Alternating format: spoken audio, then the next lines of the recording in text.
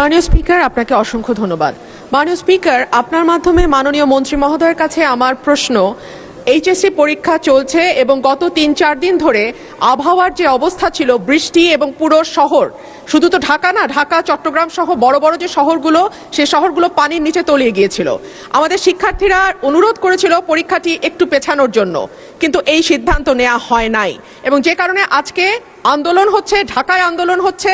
আমি মাননীয় মন্ত্রীর কাছে প্রশ্ন রাখছি, এইচএসসির মতো একটি অত্যন্ত গুরুত্বপূর্ণ পরীক্ষা যেটার উপর নির্ভর করে আগামীতে একটা ছেলে বা মেয়ের ভবিষ্যৎ কোন দিকে যাবে, সেরকম একটা পরীক্ষা এবং ফিজিক্সের মতো কি বলবো, one of the most important subjects যেটা সায়েন্সের জন্য, মাননীয় মন্ত্রীকে দয়া করে বলবেন যে কি সমস্যা ছিল পরীক্ষাটি কিছুদিনের, 2 দিনের জন্য বা 1 দিনের জন্য পিছিয়ে দেওয়ার। ধন্যবাদ মাননীয় স্পিকার। ধন্যবাদ মাননীয় সদস্য। মাননীয় শিক্ষামন্ত্রী। মাননীয় স্পিকার, আপনার মাধ্যমে মাননীয় সংসদ সদস্যকে অশেষ ধন্যবাদ। পরীক্ষা আমরা নিয়ে থাকি সারা বাংলাদেশে। এসএসসি পরীক্ষায় প্রায় 2700 সেন্টার রয়েছে এবং 64টি জেলায় এই 2700 সেন্টার একত্রে পরীক্ষা শুরু হয়। ইতিমধ্যে আপনারা শুনেছেন যে চট্টগ্রামে যখন এই ফ্লাড হলো, তখন আমরা একে একে প্রথম রাঙ্গামাটি, বান্দরবন, পরে আমরা খাগড়াছড়ি এবং এরপরে আমরা চট্টগ্রাম পুরা বোর্ডের পরীক্ষা আমরা বন্ধ করে দিয়েছি। আমরা লক্ষ্য করেছিলাম বৃষ্টি হচ্ছিল এবং আমরা মনিটরিং করছিলাম। সেই সাথে মনিটরিংয়ের সময় আমরা 64টি জেলার এসপি এবং 8টি বিভাগীয় কমিশনার এবং প্রত্যেকটি বোর্ডের চেয়ারম্যান, ইউনো সকলের সাথে আমরা কথা বলেছি এবং ওয়েদারম্যান আমরা ব্রডকাস্টিংয়ের জন্য তাদের সাথেও কথা বলেছি। তারা বলল যে বৃষ্টি হবে না, সেই কথাটি তারা বলেছে। বিকেল 5টা পর্যন্ত আমরা বসে থেকে সিদ্ধান্ত নিলাম যে সকলেই বলল যে ওয়েদার ভালো হবে, সেই জন্য আমরা পরীক্ষা রেখেছি।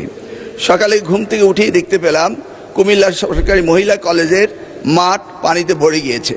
সাথে সাথে আমরা মেয়র সাহেবকে, ফায়ার ডিপার্টমেন্টকে, পুলিশকে, ডিসিকে বললাম যে এই পরীক্ষা কেন্দ্রে স্থানান্তরিত করার জন্য।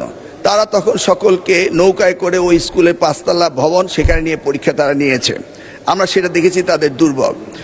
তাছাড়া বাংলাদেশে, সারা বাংলাদেশে আমরা ডিসিদের সাথে কথা বলেছি এবং ইউনিটদের সাথে তারা বলেছে যে কোথাও পরীক্ষা কোনো রকম দুর্যোগ ঘটেনি, একটি শুধু কুমিল্লা মহিলা কলেজে ঘটেছে। এবং সেই সাথে ফিজিক্সের প্রশ্ন 6 এবং 7 এই 2টি প্রশ্ন ভুল হয়েছে। মাননীয় স্পিকার, আমরা দায়িত্ব পেয়েছি মাত্র 4 মাস। কোশ্চেন মডারেটর, আগের কোশ্চেন মডারেটর কোশ্চেন করেছিল।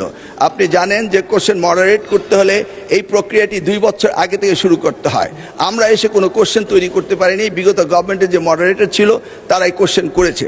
তবুও আমরা তাৎক্ষণিকভাবে ঘোষণা দিয়েছি যে ফিজিক্সের 6 এবং 7 2টি কোশ্চেন ভুল হয়েছে, সেটাকে আমরা ফুল ক্রেডিট দিয়ে দেব, সেটা আমরা বলেছি।